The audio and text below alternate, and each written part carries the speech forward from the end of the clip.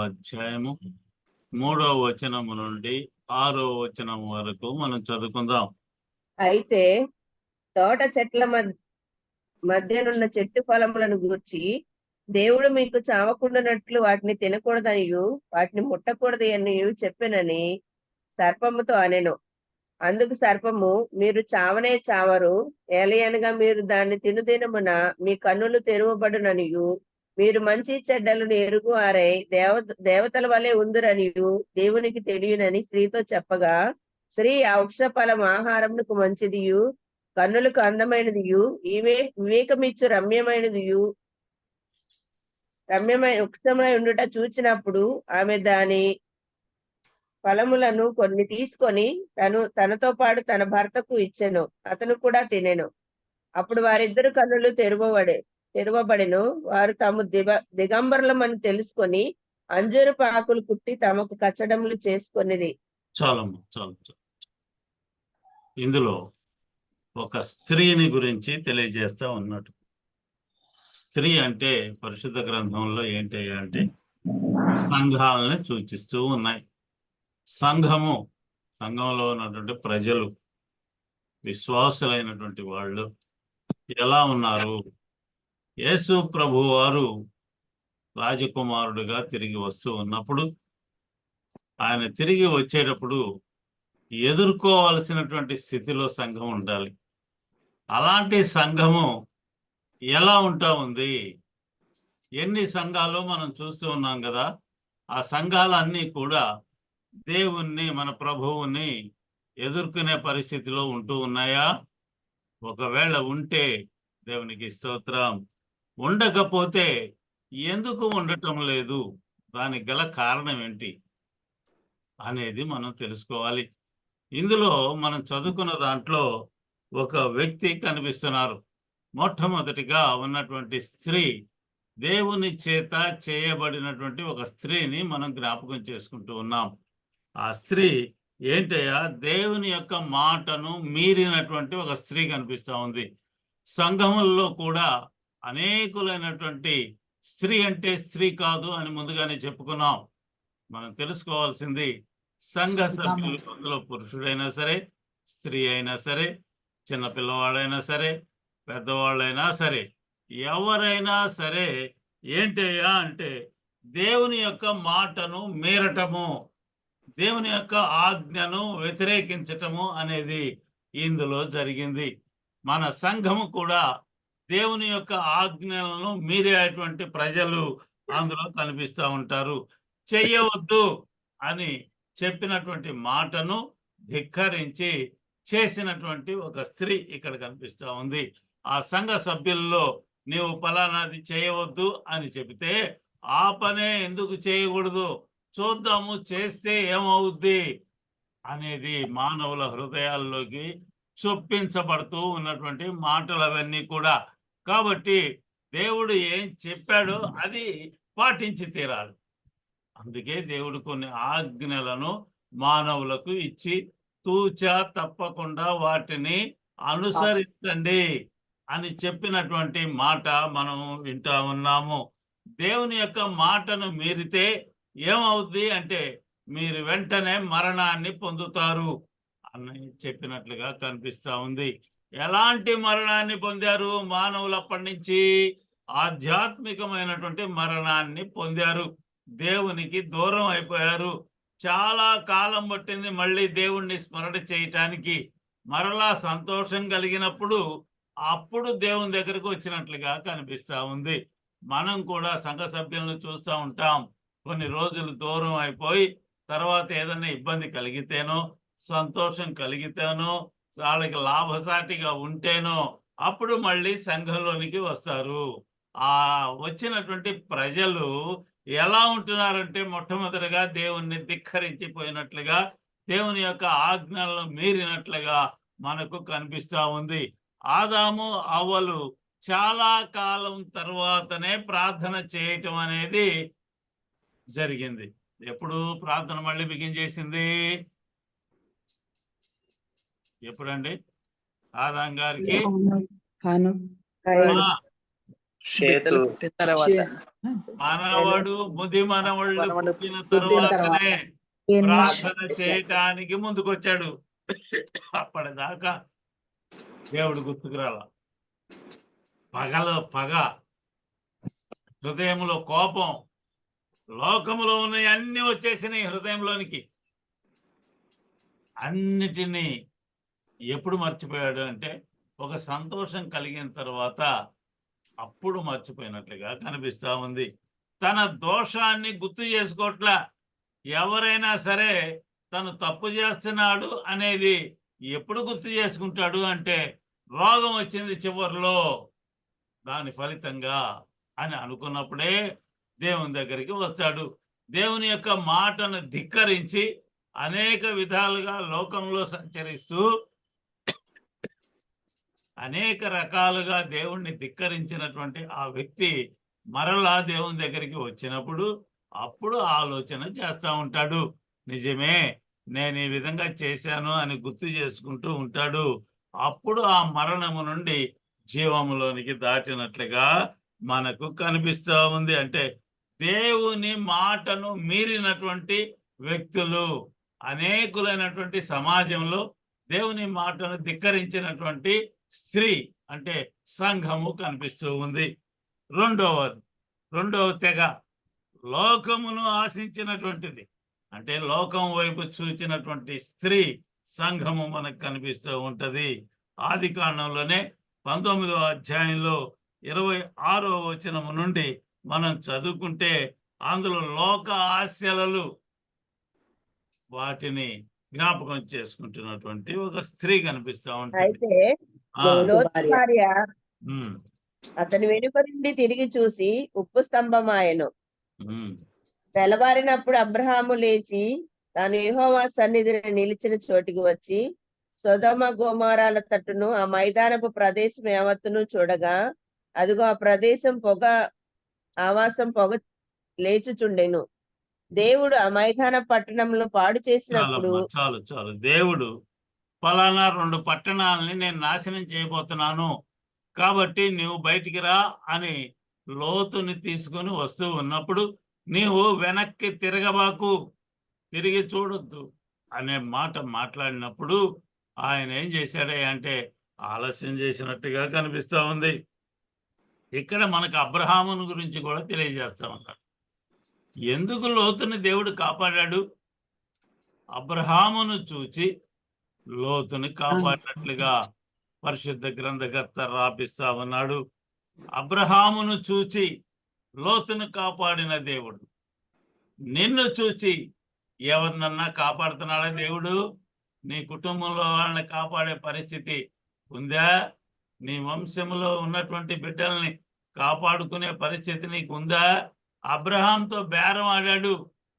దేవుడు ఆ బేరాన్ని చూచాడు, విన్నాడు.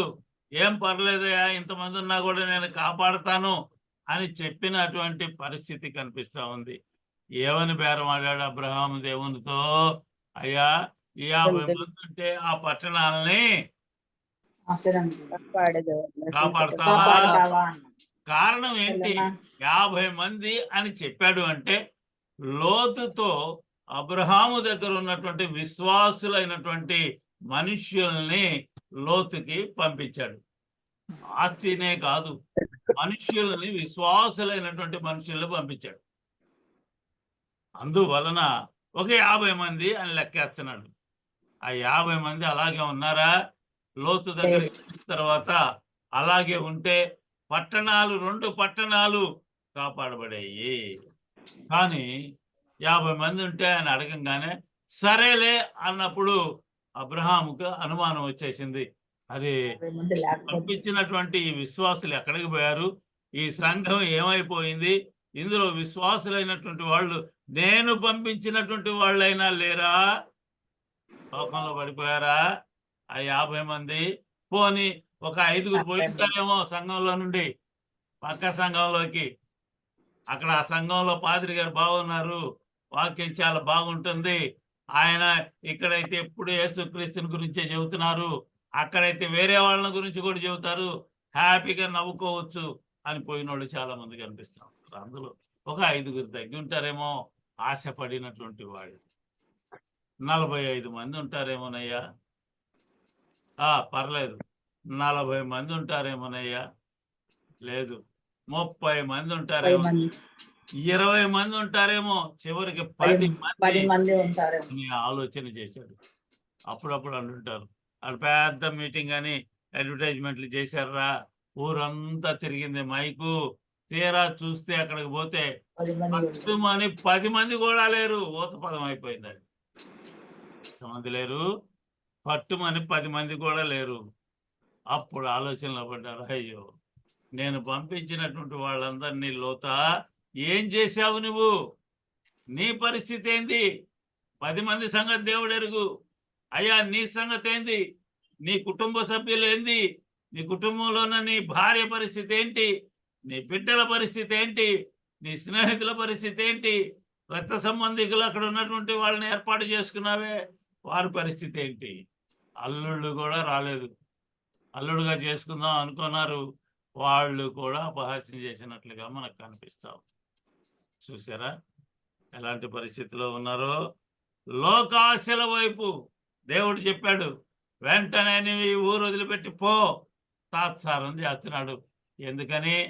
ఆస్తిపాస్తులన్నీ పెంచుకుపోయాడు. ఆస్తిపాస్తులన్నీ అనుభవిస్తూ ఉన్నాడు. సుఖభోగాల్లో ఉన్నాడు. ఇప్పుడు మళ్ళీ లాక్కపోతే మళ్ళీ మొదటికి రావాలే. మొదటికి రావాలా లేదా? మళ్ళీ సంపాదించుకోవాలా? ఏమీ లేకుండా లాక్కోపోతున్నాడు. దేవుని యొక్క దూత చేయి పట్టుకొని లాక్కుపోతున్నట్లుగా మనకు కనిపిస్తా ఉంది.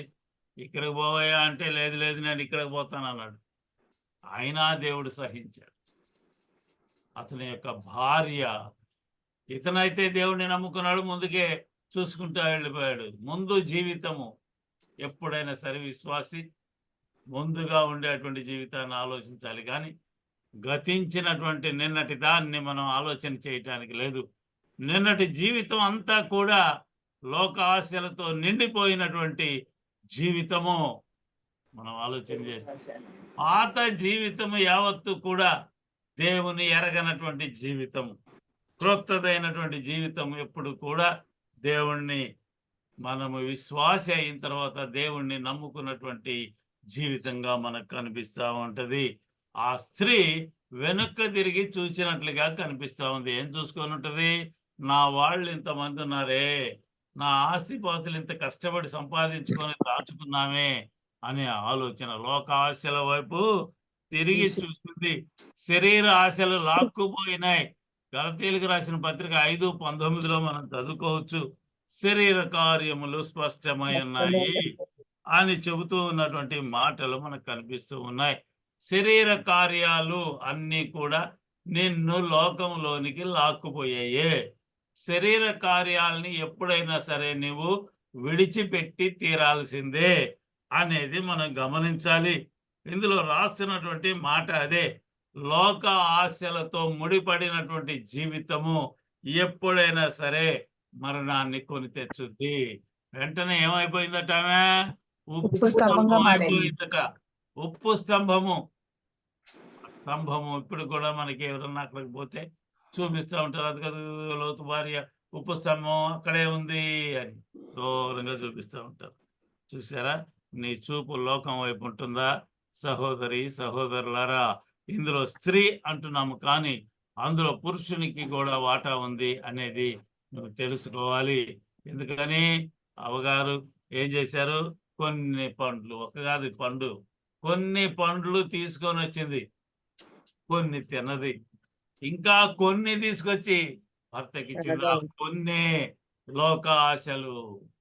ఒకటి కాదు ఆశ, చాలా ఉన్నాయి ఆశలు. నువ్వు దేవతలాగా ఉంటావు అనగానే నిజమే కాబోలు అనుకుంటావు. మనం నల్లగా ఉన్నా సరే అద్దంలో చూసుకో, పౌడర్ కొట్టుకుంటే తెల్లగా కనపడతా అనగానే పోయి వెంటనే అన్నీ విడిచిపెట్టి బ్రహ్మాండంగా నిలువుట అద్దంలో చూసుకొని హ్యాపీ హ్యాపీ అనుకుంటా వచ్చేవాళ్ళు కూడా చాలా మంది కనిపిస్తాం. రంగులు వేసుకోండి ముఖానికి, అదే కదా పెయింట్. సినిమాలో ఉన్నటువంటి వాళ్ళందరూ కూడా వాళ్ళ అవతారం పోద్ది, పెయింట్లు వేసుకొని మనకు కనిపిస్తూ ఉంటారు. లోకాశ. ఈ లోకాశలు అతి భయంకరంగా మానవుణ్ణి లాక్కుపోతూ ఉంటాయి. ఈ లోకాశలతో ఇదిగో పండ్లు అన్నీ కూడా తీసుకొచ్చి కొన్ని తీసుకొని వచ్చి ఆ కొన్ని అనేవి ఇంకా చాలా ఉన్నటువంటి అనుభవాన్ని తెలియజేస్తా ఉన్నాయి. లోకములో ఉన్నటువంటి వాటి అన్నిటినీ లాక్కుపోయి నిన్ను తీసుకుపోయి ఎక్కడికో పడవేసేటువంటి పరిస్థితి, దేవునికి దూరం చేసేటువంటి పరిస్థితి కనిపిస్తా ఉంది అక్కడ. దేవునికి దూరం అయిపోతే ఎన్ని సమస్యలు వస్తాయి, ఎప్పుడైనా పరిశీలన చేశారా? మూడవది, మొట్టమొదటిది ఏందట, దేవుని యొక్క మాటను అతిక్రమించిన పరిస్థితి. రెండవది ఏంటి, లోక ఆశలను ఆశించినటువంటి ఇంకొక పరిస్థితి. మూడవది ఏందో తెలుసా, విగ్రహాలను వెంట తెచ్చుకునేటువంటి స్త్రీ. చూసారా, ఆదికాండం 31వ అధ్యాయంలో 34 వచనము నుండి కొన్ని మాటలు మనం చదువుకుంటే, యాకోబు యొక్క భార్య ఉంది ఒక ఆమె రాహేలు అనబడినటువంటి ఒక స్త్రీ ఉంది. ఆమె తండ్రి ఇంటిలో నుండి ఏం తెచ్చుకుంది, విగ్రహాలను తెచ్చుకుంది. ఒక అన్యురాలైనటువంటి స్త్రీ మన గృహ విశ్వాసుడైనటువంటి ఒక వ్యక్తి ఇంటికి వస్తే ఏమొస్తుంది అంటే అక్కడ నుండి అన్నీ తీసుకొని వస్తుంది. అన్యురాలైనటువంటి ఒక స్త్రీ. సహోదరుల, ఆలోచన చేసావా? వివాహాలు మనం ఎట్లా చేసుకుంటున్నామో చూసారా? ఒక అన్యురాలను తీసుకొని వస్తే అక్కడ అన్యురాలుగా ఏమేం పూజలు చేస్తుందో ఇక్కడ కూడా అదే పూజలు చేస్తుంది. ఒక విగ్రహం తీసుకొస్తుంది, తెచ్చి దానికి పూజ చేయటం. లేకపోతే విగ్రహాలు ఎందుకు తెచ్చుకుంటుందండి అక్కడి నుంచి? అంటే మర్చిపోట్ల నిజ దేవుణ్ణి విడిచిపెట్టి వేరే వేరే దేవుళ్ళు ఉన్నారు అని పట్టుకొని వచ్చి అక్కడ పెట్టుకున్నట్లుగా కనిపిస్తూ ఉంది. ఆ విగ్రహాల కోసం ఏమేం చేసిందో తెలుసామే? తెచ్చి దాచిపెట్టి అబద్ధాలన్నీ చెబుతూ ఉంది తండ్రితో. ఏం అబద్ధాలనింది? అయ్యా, నువ్వు నా దగ్గరికి రాకూడదు, చాలా దూరంగా ఉండాల్సినటువంటి పరిస్థితులు ఉన్నాయి, కాబట్టి రాబాకు, నేనేం తీసుకురాలేదు అని విగ్రహాలని పూజించటం అనేది అందులో కనిపిస్తూ ఉంది. మనకి ప్రధానమైనటువంటి ఆజ్ఞల్లో ఈ ఆజ్ఞ అతి ముఖ్యమైనటువంటిదిగా కనిపిస్తూ ఉంది. విగ్రహాలని పూజించటానికి వీలు పడదు. ఎందుకని? దేవుడు ఆత్మ కనుక మీరు ఆయన్ని సేవించేటప్పుడు ఎలా సేవించాలి? సత్యముతోనూ ఆరాధించాలి. కాబట్టి ఒక అన్యురాలైనటువంటి పరిస్థితిలో ఉన్నటువంటి ఒక స్త్రీని తీసుకొచ్చేటప్పుడు ఆ పాత జీవితాన్ని అలాగే కంటిన్యూ తీసుకొస్తూ నీ గృహంలోకి వస్తూ ఉందా? లేదంటే అంతటితో ఆపేసి నేను నా జీవితాన్ని మార్చుకుంటున్నాను అనే పరిస్థితిలో నీ ఇంటికి వస్తా ఉందా? ఆలోచన చేయి. ఇందులో యాకోబు భార్య అయినటువంటి ఈ రాహేలు తండ్రి ఇంటి నుండి విగ్రహాలు తీసుకొస్తూ ఉంది. అంటే నీ వెంట ఏమొస్తున్నాయి? విగ్రహాలు వస్తున్నాయా? అపవాదికి సంబంధించినటువంటి లక్షణాలను ఇంకా నువ్వు నీ వెంట తెచ్చుకుంటున్నావా? నువ్వు దేవుణ్ణి నమ్ముకోవటానికి వచ్చినా సరే నువ్వు ఇంకా పాత జీవితాన్నే అనుసరిస్తూ పోతున్నావా? ఆలోచన చేయి. నీ సంఘం ఎలా ఉంది? సంఘములో ఉన్నటువంటి విశ్వాసులు పాత వాటిని మర్చిపోకుండా దేవుడా దేవుడా అని ఇక్కడ అంట మరలా ఆ జీవితంలోకి కాలు పెడుతూ ఉన్నట్లుగా మనకు కనిపిస్తూ ఉంది. ఇంకొక విషయాన్ని కూడా మనం తెలుసుకోవాలి. సమూయేలు గ్రంథం 2వ గ్రంథంలో 6వ అధ్యాయంలో 16వ వచనంలో మనం చూస్తే ఎగతాళి చేసినటువంటి స్త్రీ, అపహాస్యం చేసినటువంటి ఒక స్త్రీ దావీదు నాట్యం చేస్తా వచ్చాడు. దేని ముందు? మందసానికి ముందు. మందసాన్ని మోసుకొని వస్తా ఉన్నారు. ఎన్నో రోజులు, ఎన్నో సంవత్సరాలు దేవునికి దూరంగా ఉన్నటువంటి విశ్వాసులైనటువంటి ప్రజలు తప్పిపోతే వారి మధ్యలోకి మరలా ఏమి రావాలి? దేవుని యొక్క ఉనికి రావాలి. దేవుని యొక్క ఉనికి వస్తే మనుషులు ఎలా ఉంటారు ఇది మనం చూడవచ్చు. అపోస్తల కార్యముల గ్రంథంలో మనం ఎప్పుడు చదువుకుంటాం. పరిశుద్ధాత్మను పొందినటువంటి ప్రజలు ఎలా ఉంటారు అనేది 2వ అధ్యాయంలో రాపించాడు దేవుడు. దేవుని యొక్క ఆత్మను పొందినటువంటి మానవులు భూమి మీద ఎలా ఉంటారు? ఇదిగో దావీదే దానికి తార్కాణము. దావీదు ఏం చేశాడో తెలుసా? దాని ముందు మందసం ముందు ఎంత సంతోషాన్ని వ్యక్తపరుస్తున్నాడు.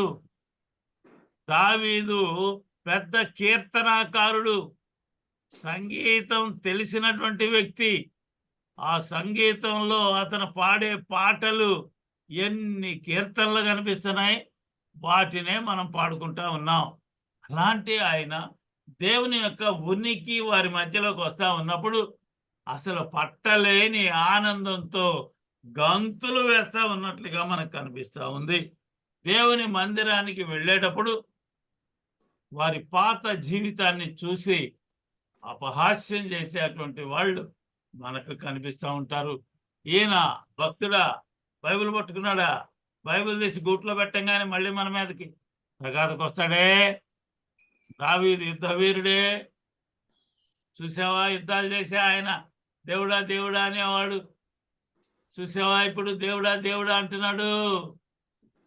అలాంటి వ్యక్తి, యుద్ధ వీరుడైనటువంటి ఒక వ్యక్తి, పెద్ద వ్యక్తిని చంపేసినటువంటి ఒక వ్యక్తి ఇప్పుడు చూస్తే దేవుడా దేవుడా అంటున్నాడు. తప్పుడు పనులన్నీ చేసినటువంటి ఈ వ్యక్తి దేవుని దగ్గరికి వెళ్తాను అంటున్నాడు. పరిశుద్ధ గ్రంథాన్ని పట్టుకొని పోతున్నాడే అని అపహాస్యం చేసేటువంటి వాళ్ళల్లో మనం జ్ఞాపకం చేసుకో. ఈ సంఘంలో అలాంటి వాళ్ళు కూడా ఉంటారు. పాట పాడేటువంటి పరిస్థితి ఉంటే, పాట పాడుతుంటే అబ్బో ఎప్పుడు లల్లాయి పాటలేగా ఈయన పాడేది, దేవుని పాట ఎప్పుడు నేర్చుకున్నాడు అనేవాళ్ళు. అబ్బా ఈయన స్వరం వినటానికి భయంకరంగా ఉందిరా అని అపహాస్యం చేసేవాళ్ళు. బైబిల్ చదువుతుంటే ఈయన బైబిల్ చదువుతున్నాడు, అన్ని తప్పులే వస్తున్నాయి అని అపహాస్యం చేసేవాళ్ళు కూడా మనకు కనిపిస్తారు. ప్రార్థన చేసేటప్పుడు కూడా అనేకులైనటువంటి వ్యక్తులు ఏం ప్రార్థన చేశాడు అని అపహాస్యం చేస్తూ ఉంటారు. నీవు అలా ఉన్నావా? సంఘంలో సమస్యల్లో నీవు ఉన్నావా? ఇలాంటి సమస్యలు ఎత్తుకుంటున్నావా? అపహాసకులందరూ కూడా ఎక్కడ పడతారట?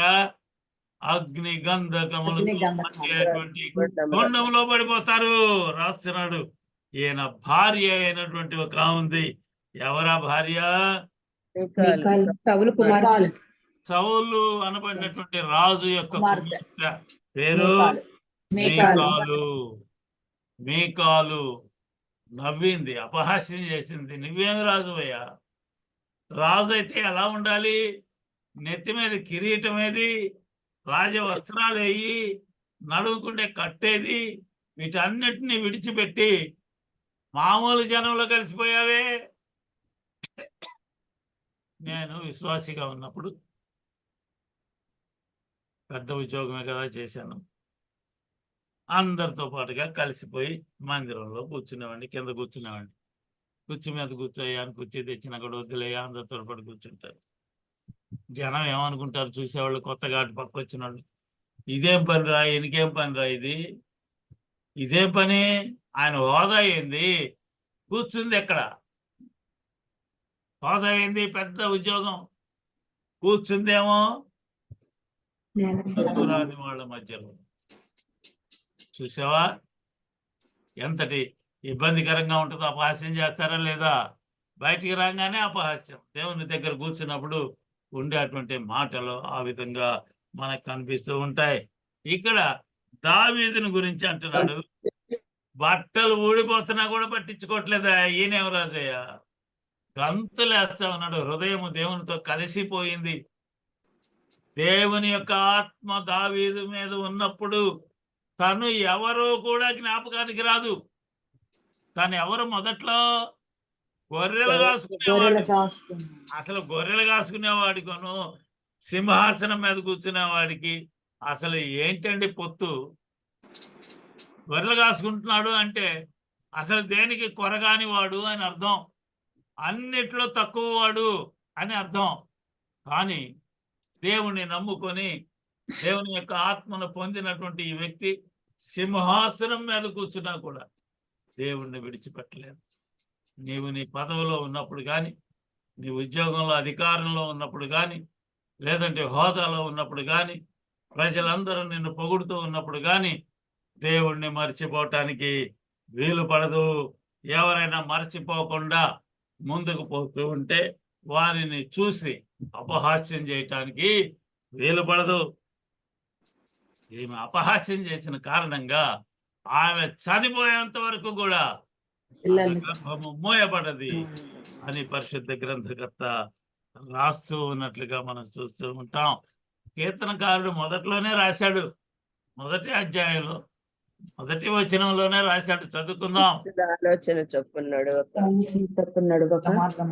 పాపుల మార్గమణిలోక అపహాస్యకులు కూర్చుండు చోట కూర్చుండక యెహోవా ధర్మశాస్త్రం నందు ఆనందించుచు దీవారాత్రము దాన్ని ధ్యానించువాడు ధన్యుడు. చాలా అతడు మొట్టమొదటిది ఏందట? దుష్టుల ఆలోచన చెడ్డవాళ్ళు ఆలోచనలు చేస్తా ఉంటారు. ఏ ఆలోచనలు అండి వాళ్ళవి? చెడ్డవాళ్ళవి. వాడిని గురించి వీడిని గురించి వచ్చే ఆలోచన. రెండో వాడెవడు? సమూహం. పాపుల లు అనే పదం బహువచనం వాడాడు అక్కడ. పాపులు అంటే ఒక పాపితో కాదు, అనేక రకాలైనటువంటి పాపులు. వాళ్ళకి ఒక ఏముంటదట? మార్గం ఉంది. వాళ్ళ దారే వేరు. ఆ దారిలోకి నువ్వు పోతావా? ఆలోచన చేసేప్పుడన్నా ఇదిగో మూడో వర్గం. ఏం వర్గం అది? అపహాసకులు. కూర్చుండే చోట వాళ్ళు కూర్చుంటారు, దాన్ని పోయే వాళ్ళందరికీ కామెంట్ చేసి అపహాస్యం చేస్తా ఉంటారు. అరుగుల మీద కూర్చునే వాళ్ళు ఎవరుంటారండి? అరుగుల మీద కూర్చున్నారంటే పని పాట లేనటువంటి వాళ్ళు. ముసలమ్మ ముచ్చటలు మాట్లాడుకునే వాళ్ళు ఎక్కువగా నడికారు దాటిన వాళ్ళే ఆ అరుగుల మీద కూర్చునేది. ఇంకేం పని ఉంటుంది? కోడళ్ళు వచ్చారు, హాయిగా వంట వండి పెడుతుంటారు. తినటానికి రామ్మా అని వస్తే పిలిస్తే పోయి అంత తిని మళ్ళీ వచ్చి అరుగు దగ్గర కూర్చొని ఏం మాడిపోతున్నావా రా రా అని కూర్చొని వాళ్ళని గురించి వీళ్ళని గురించి అపహాస్యం చేసుకుంటూ మాట్లాడుతూ ఉంటారు. ఇందులో అపహాసకులు కూర్చుంటూ చోటున కూర్చోక అనే మాట రాస్తా ఉన్నాడు. నువ్వెలా ఉన్నావు? నీ సంఘంలో జనం అపహాస్యం చేసేటువంటి వాళ్ళుగా ఉన్నారా? ఆలోచన చేస్తున్నావా? సహోదరి సహోదరుడా, ఆలోచన చేయి. నువ్వెప్పుడు కూడా ఇంకొకరి గురించి అపహాస్యం చేయటానికి వీలు పడదు అనే మాట మనం చూడాలి. ఇంకొక వ్యక్తి, సంఘంలో ఉండేటువంటి వ్యక్తులు సణుగుకునేటువంటి వాళ్ళు.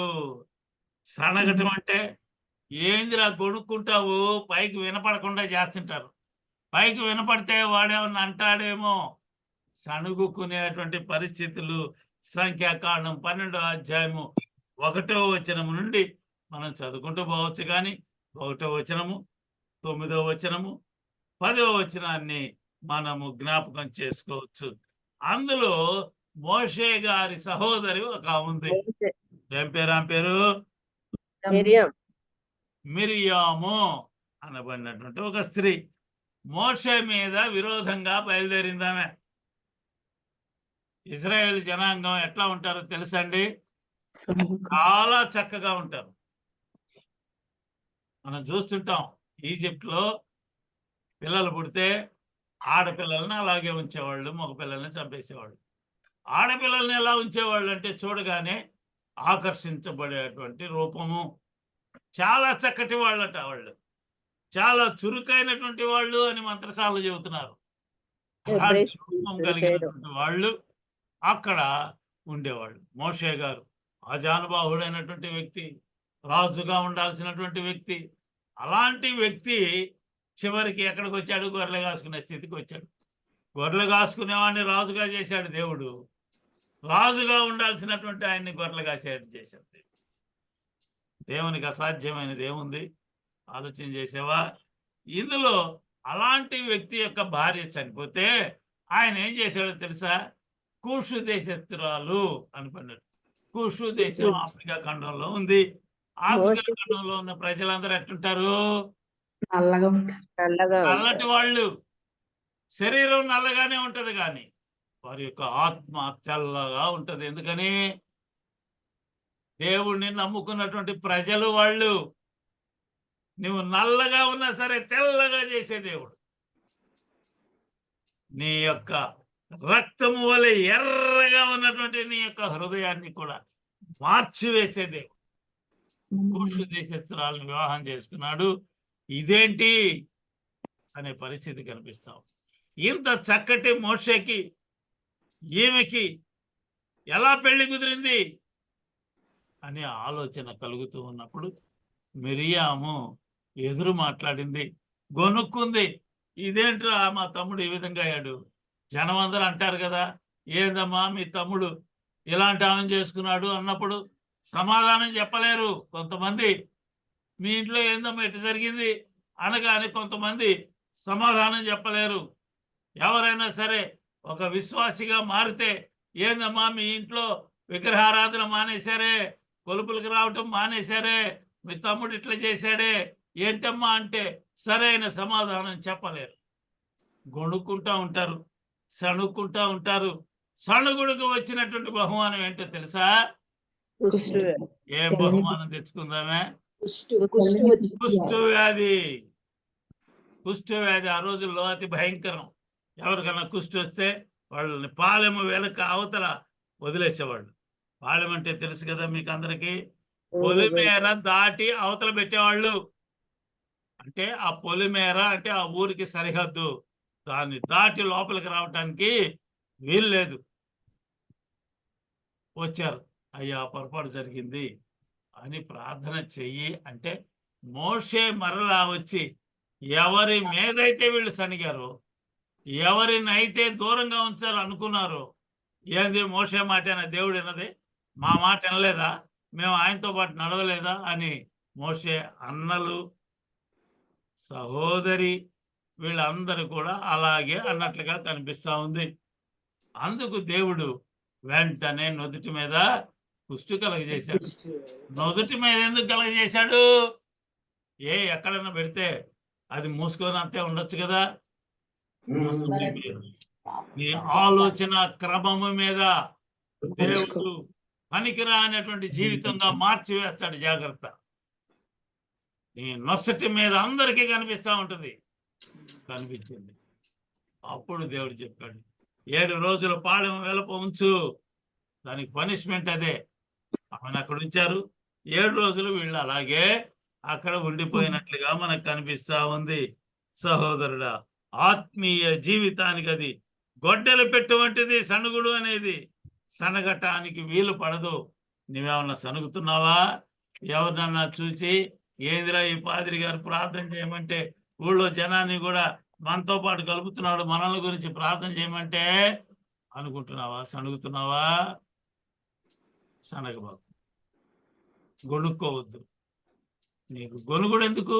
చెప్పేయి బయటికి, నీకేం కావాలో అడుగు అంటే రహస్యంగా అడగమన్నాడు దేవుడు. లేదు, రహస్యమేమి లేదు. అడిగేటప్పుడు రహస్యం ఎందుకు? చెప్పేటప్పుడు రహస్యం ఎందుకు? సహోదరుడు, ఆలోచన చేసావా? అంతవరకేనా? కాదు.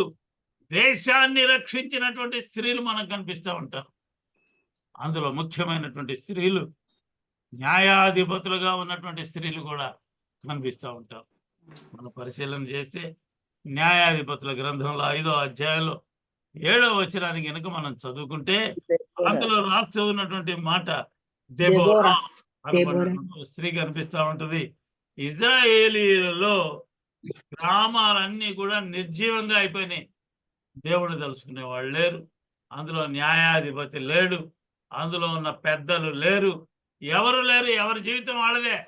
నేను చేసిందే గొప్ప అనుకునే పరిస్థితుల్లో ఈ దెబోరా అనబడినటువంటి ఒక స్త్రీని దేవుడు నిలబెట్టాడు. ఆమె అనేకులైనటువంటి వాళ్ళని ఏకం చేసి చుట్టూ ఉన్నటువంటి విరోధులందరినీ జయించటానికి ఆమె ఏర్పాట్లు చేసింది. ఇజ్రాయేలు జనాంగాన్ని కాపాడటానికి ఆమె సిద్ధపడ్డది. మగవాళ్ళు ఎవరు రాలేదట. అంటున్నాడు, చదువమ్మ ఒకసారి. ఇశ్రాయేలీలు గ్రామములు నిర్జీవములు ఆయను. దెబోరా అను నేను రాకమునుపు, ఇశ్రాయేలు నేను తల్లిగా నుండక మునుపు అవి నిర్జీవములు ఆయను. ఇశ్రాయేలీలు కొత్త దేవతలు కోరుకొనగా యుద్ధము ద్వారముల యుద్ధకు వచ్చెను. ఇశ్రాయేలీలో 40,000 మందికి ఒక కేడమే గాని ఈటే గాని కనబడలేదు. జనులలో లేదట, ఇశ్రాయేలు ఏం అధిపతులు లేదంటండి, ఒక్క నిమిషం, ఏం ఈటే లేదట, కేడమే గాని కేడము, చేయడము ఈటే కానీ కేడమే గాని ఈటే ఈటే కనపడలేదు. ఈటి అయినా గాని లేదట. కనపడలేదు. అసలు యుద్ధాలు మానేశారండి వాళ్ళు, అందరూ కూర్చున్నారు, ఇష్టానుసారంగా చేస్తున్నారు. ఇజ్రాయేలీలలో ఇతర దేవతలు వచ్చి కూర్చున్నప్పుడు, దేవుణ్ణి తలుసుకోకుండా ఉన్నప్పుడు, చుట్టూ ఉన్నటువంటి ప్రజలు యుద్ధానికి వచ్చినప్పుడు అప్పుడు ఎత్తుకుంటున్నారు, నా ఈటేది, నా కత్తేది అని. కేడము, కేడము అంటే ఎవరో తెలుసండి? దేవుడండి కేడము. దేవుడే దేవుడండి. ఎదుటి వాడు శత్రువు వేసే బాణాల నుండి కాపాడేటువంటి శక్తిని కేడము అంటారు. ఎదుటి వాడు ఏది వేసినా కూడా మనకి తగలకుండా కాపాడేటువంటి శక్తి కేడము. డాలు అనుకుంటాం కానీ డాలు ఇలా రౌండ్ గా ఉంటుంది, చిన్నది, ఇలా పెట్టుకొని పడేసేదాన్ని మన శక్తిని బట్టి ఆపుకుంటాం. కానీ కేడము అనేది శిరస్సు నుండి పాదం వరకు నిలబెట్టేటువంటిది. ఏం వేసినా సరే ఆగిపోద్ది అక్కడ, అది కేడెం. ఆ కేడెం ఎవరట? యేసు క్రీస్తు వారే, రక్షణ ప్రభువైన యేసు ఆయన. ఆయనే మన కేడము, మనల్ని రక్షించేవాడు ఆయనే. ఆయన మన కేడము. ఆలోచన చేసావా?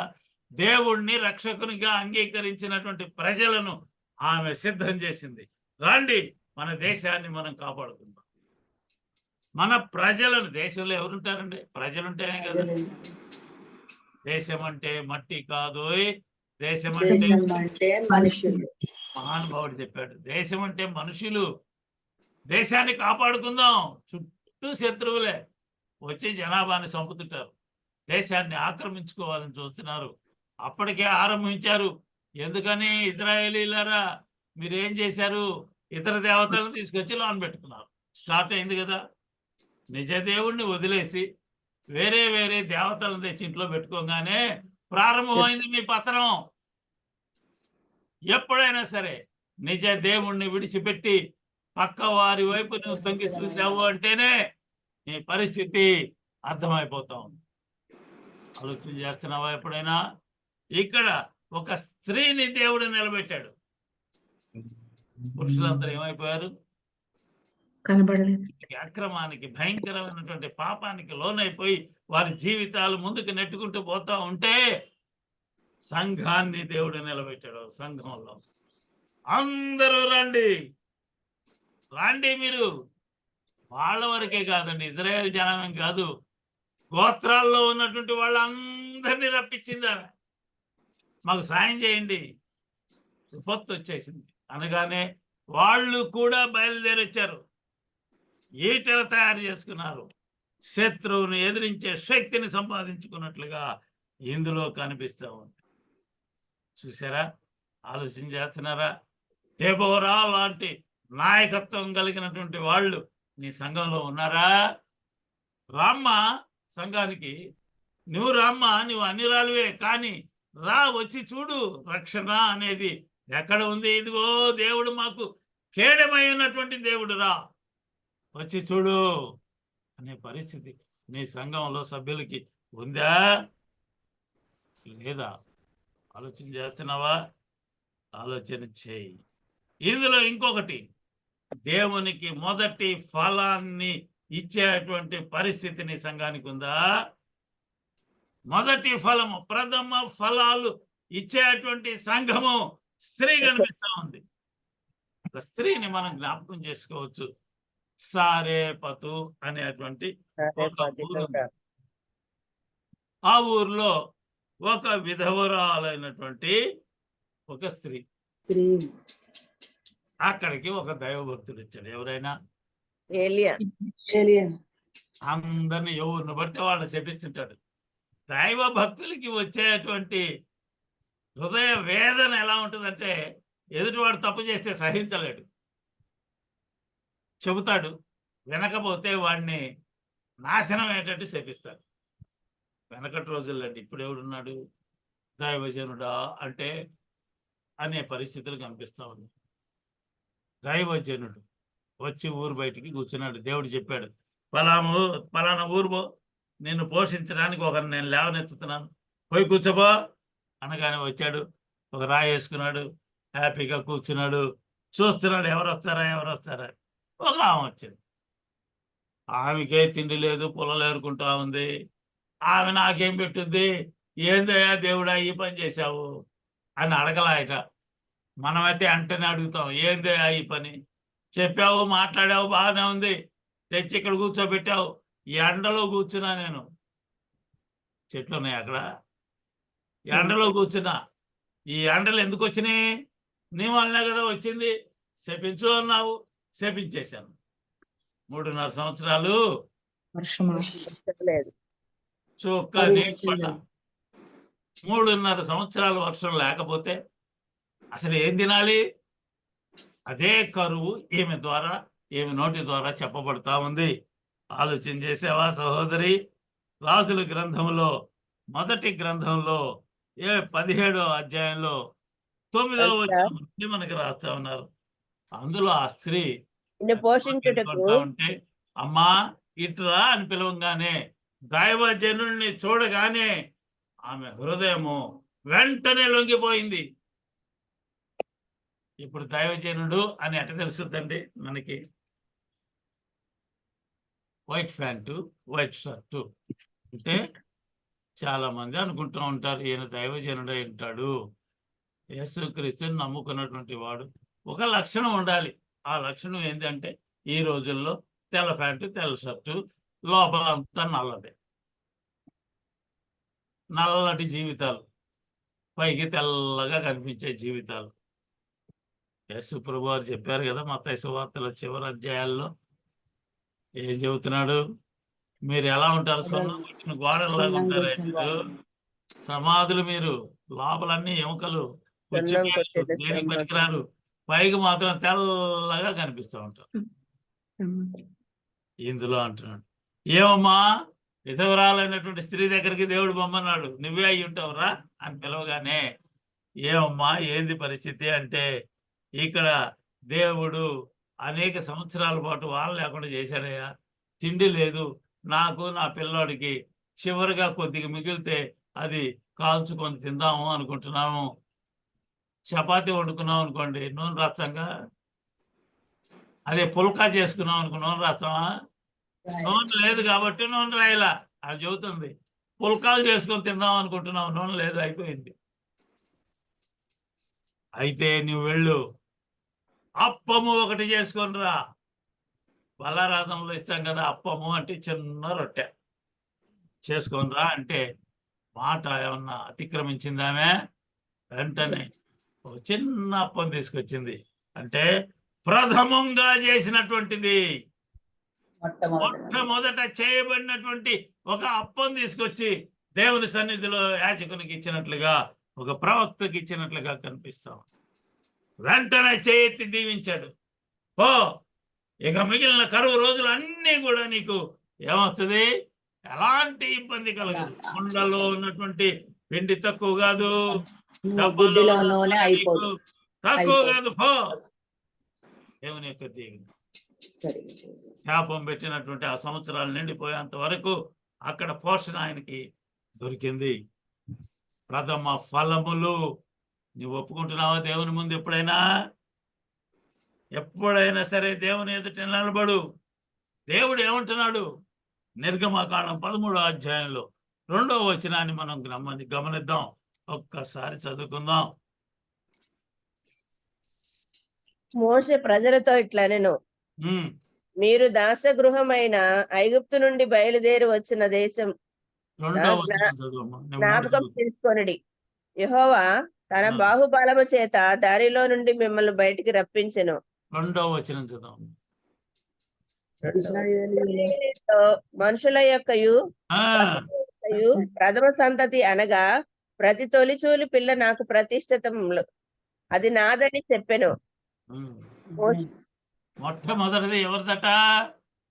దేవుని. ప్రతి దాంట్లో కూడా మొట్టమొదటిది మొట్టమొదటిది దేవునికి సంబంధించింది. ఎవరికి ఇవ్వాలి? సేవకునికి ఇవ్వాలి. మనకి మందిరంలో చాలా మంది, నేను చాలా సంఘాలు చూస్తుంటాను. ఆ సంఘంలో ఒక సంఘానికి ఒక ఆమె కోడిగుడ్డు తెచ్చింది.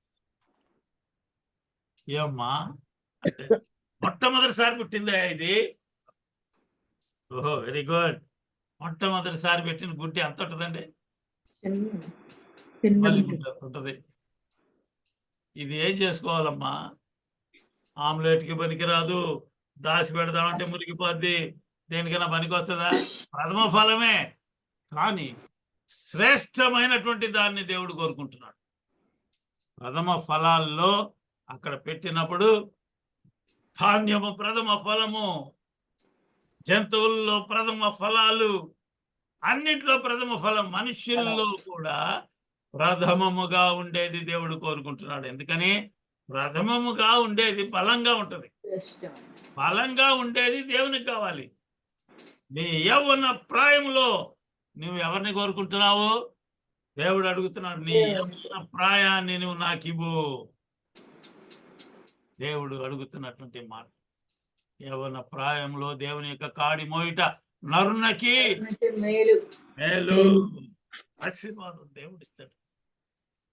సహోదరుడా, ఆమె మొట్టమొదటిగా చేసుకుని వచ్చి అప్పం ఇచ్చింది. మిగిలిన కాలము, కరువు రోజులు అన్నిటిలో కూడా హాయిగా పోషించబడ్డాడు. గొప్పదైనటువంటి పరిస్థితి. ఇంకొక స్త్రీ కనిపిస్తాం, భారంతో ప్రార్థన చేసినటువంటి ఒక స్త్రీ కనిపిస్తుంది. నీ సంఘంలో ప్రార్థన చేయని చెబితే చివరిలో కూర్చున్న ఆమె ముందామని గిచ్చుతా ఉంటారు. మొట్టమొదటికి వచ్చే పాదిరమ్మ గారు కూర్చుంటారుగా పాపం, ఆమెను కూడా గిచ్చుతారు. ప్రార్థన చేయమ్మా, ప్రార్థన చేయమ్మా, ప్రార్థన. చివరికి పాదిరమ్మ గారు ప్రార్థన చేయాల్సి వచ్చే పరిస్థితి. సంఘంలో అలా ఉందా? ప్రార్థన చేసినటువంటి స్త్రీలు ఎంత గొప్పదైనటువంటి పరిస్థితిని పొందారు. మనకి మొట్టమొదటిగా చూస్తే హన్నా ఒక స్త్రీ కనిపిస్తా ఉంది.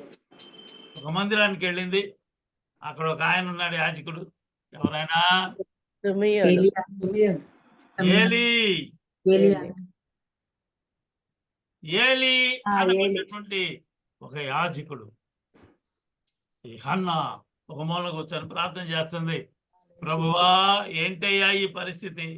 నిన్ను నమ్ముకున్నానే, ఇంతకాలం జరిగిపోయింది, నాకే ఇలా ఎందుకు చేస్తున్నావయ్యా? పరీక్ష, దాన్ని పరీక్ష అంటారు, శోధన అనరు. పరీక్షించాడు దేవుడు.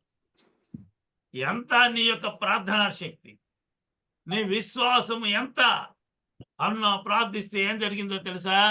వెంటనే ఆయన వచ్చాడు. ఏలి, ఏమమ్మా, ఏమి తెల్లారు కాలేదే, అప్పుడే మందేసుకొని వచ్చావా మందిరానికి? చాలా మంది వస్తారు మందేసుకొని. అయ్యా, నేను మందు తాగలేదు, ద్రాక్షారసం తీసుకోలేదు, నా హృదయ వేదనను దేవుని దగ్గర కుమ్మరిస్తున్నాను. పోయటానికి కుమ్మరించడానికి తేడా ఉంది. పోయటం అంటే చెంబు తీసుకొని ఇలా పోతారు. కుమ్మరించడం అంటే బిందె మొత్తం ఇలా ఉన్నయన్నీ కుమ్మరించుకోవటం. హృదయంలో ఏది దాక్కునుందో దాన్ని దేవుని ఎదుట కుమ్మరించుకో, అప్పుడు దేవుడిని మొరాలకిస్తాడు. వెంటనే మేదరికి సంవత్సరానికి నీ గర్భంలో ఒక పిల్లవాడు పుడతాడు అని చెప్పగానే ఏమే అమ్మాయా అనుకుంటూ పోయిందా? ఏం చేసింది మరి? వెంటనే నిలబడది, చెప్పుకుంటుంది. మేదరికి సంవత్సరానికి నాకు పిల్లవాడు పుడితే వాడు పాలు మరిచిపోయిన తర్వాత తీసుకొని వచ్చి ఈ మందిరంలో విడిచిపెడతా. నేను అవసరం లేదు, ఆ పిల్లాడు దేవుడు నాకు ఇచ్చాడు కాబట్టి దేవునికి ఎవరిని?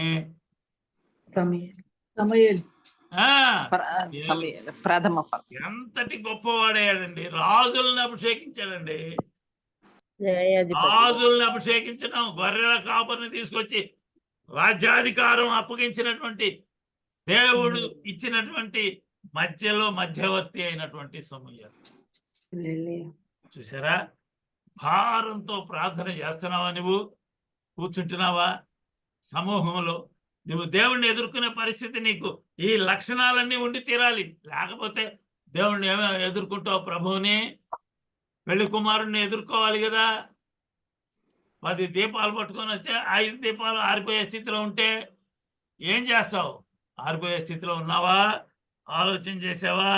ఈ హన్న దేవునికి మ్రొక్కినట్లుగా ప్రథమ ఫలమాన్ని ఆమె పొంది అది ఆనని తీసుకొని వచ్చి దేవుని ముందు పెడుతున్నారు. పిల్లలు పుట్టకపోతే పుట్టక ఒకడు పుడితే వాడికి ఏం చేస్తారో తెలుసండి? చెవు పోగొడతారు. అబ్బరంగా పుట్టినడికి దబ్బళంతో కొట్టండి అని సామెత ఉంది. అంటే ఒక గుర్తు, పుట్టక పుట్టాడయా, అలాంటి పరిస్థితి ఉందా? ఇంకొకటి, దేవుని యొక్క వాక్యము వినేటువంటి స్త్రీ సంఘము, దేవుని యొక్క వాక్యము వినేటువంటి సంఘము. పాదిరి గారు మాట్లాడుతుంటే ఇంటికాడ విషయాలన్నీ చెవులు కొరుకుంటుంటారు మందిరంలో. ఆమె అట్ట, ఈమెట్ట, ఆయన అట్టంట, ఈయనిట్టంట, ఎన్ని మాటలు మాట్లాడుకుంటూ ఉంటారు. ఫ్యాన్ కింద కూర్చుంటారు, ఏసీలు ఉంటే ఒకవేళ ఏసీ కింద కూర్చుంటారు ప్రశాంతంగా. అంతకంటే ముందు వచ్చి మాట్లాడుకునే ఏంటి? ప్రార్థన చేసేటువంటి పరిస్థితి ఉందా? వాక్యం వినే పరిస్థితి ఉందా నీకు? వింటున్నావా? ఏమ్మా నేను ఎక్కడ పోయా కనపడలా, అరుగు మీద కూర్చొని నీకోసం చూసా, దొరకలా. ఇటుపోయా? ఇదే మందిరంలో మాట్లాడుకోవాల్సింది. దేవుని యొక్క మాటలు మాట్లాడుకోవాలి. ఎవరామె విన్నటువంటి స్త్రీ? యేసుక్రీస్తు వారు వాళ్ళ ఇంటికి వచ్చారు. మార్తమ్మ, మరియమ్మ, ఇద్దరు ఉన్నారు. మార్తమ్మ గారికి హుషారు వచ్చేసింది. ఎక్కడ లేని హుషారు వస్తుంది కొంతమందికి చుట్టాలు రంగానే. ఏమి వండుతారులే. మొట్టమొదట్లో మాంసం, 2వ రోజు చేపలు, 3వ రోజు కోడి కూర, 4వ రోజు పప్పు, 5వ రోజు మామిడికాయ పచ్చడి. ఇంకా బో అని అర్థం అనమాట. మొట్టమొదటి రోజు యేసుక్రీస్తు వారు వచ్చారు తన గృహానికి. ఏం చేశారు? ఆమె పోయి వంటకాలు చేస్తుంది. అయ్యా నీ దగ్గర కూర్చొని ఉంది, ఆమెను పంపించు, వంటకాల్లో సాయం చేసింది. లేదు, ఏం చేయాలట? యేసు పాదముల దగ్గర కూర్చొని ఏం చేయాలట? దేవుని యొక్క మాటలు వాక్యము వినుచు ఉండెను. ఎంత గొప్ప ధన్యత అండి దేవుని యొక్క మాటలు వినటము. వింటేనే కదా విశ్వాసం కలిగేది. విశ్వాసం ఉంటే కదా నీకు రక్షణ కలిగేది. దేవుని యొక్క మాటలు వినేటువంటి పరిస్థితి నీకు కలుగుతుందా? ఆలోచన చేయి సహోదరుడు, ఆలోచించి. అంతేనా? దేవుని యొక్క ఆత్మను దుఃఖపరిచే స్త్రీలు మనకు చాలా మంది కనిపిస్తూ ఉంటారు. అననీయ, సఫీరా, దేవుని యొక్క ఆత్మను దుఃఖపరిచారు. వాళ్ళు దానికి ఫలితం అనుభవించారు. ఏం అనుభవించారు? మరణాన్ని అనుభవించినటువంటి. ఆత్మను ఆర్పవాకండి. దేవుని యొక్క మాట. సత్క్రియలు, ధర్మకార్యాలు చేసేటువంటి సంఘము ఒకటి ఉంది. యొప్పే అనబడినటువంటి ఊరిలో తబిత అంటే దోర్కా. దోర్కా అంటే ఏంటి? లేడీ. ఆ స్త్రీ అనేక ధర్మకార్యాలు చేస్తూ ఉండేదట. ఆ బహుగా చేసేదట, మామూలుగా కూడా కాదు. అలాంటి ధర్మకార్యాలు చేసి ఆమె ఖాయిలా పడి, మంచంలో పడి చనిపోయింది.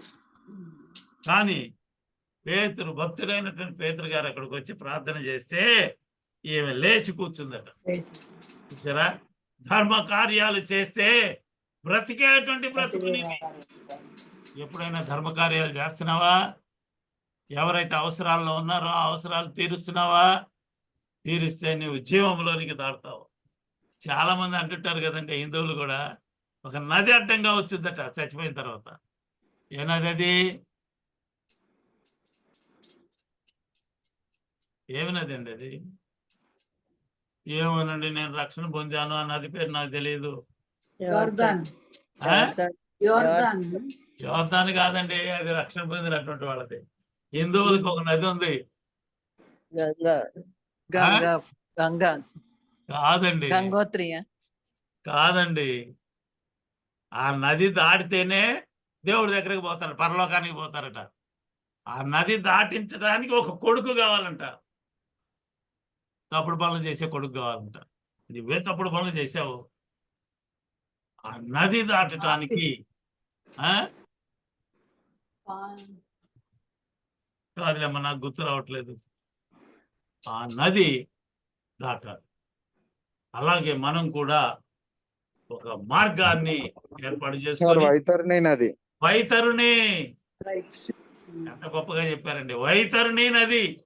అది దాటించాలంటే సత్పురుషుడైనటువంటి కుమారుడు కావాలి. ఆ కుమారుడే చెబుతుంటారు ఇప్పుడు హిందువులు మార్పు చెందిన తర్వాత ఆ వైతరుని నదిని దాటించాలంటే ఈయనే వచ్చాడయ్యా సత్పురుషుడైనటువంటి కుమారుడు. ఆ కుమారుడు ఎవరే అంటే యేసుక్రీస్తు వారు.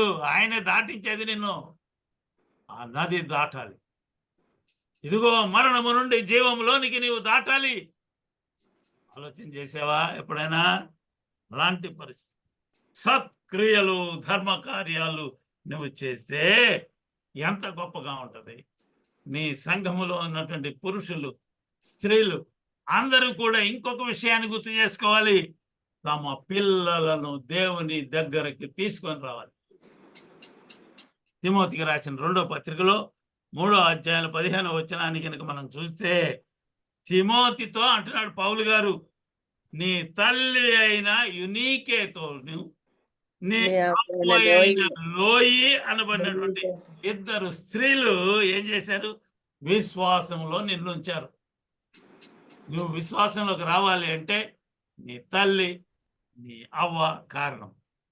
నువ్వేం చేయాలో తెలుసా?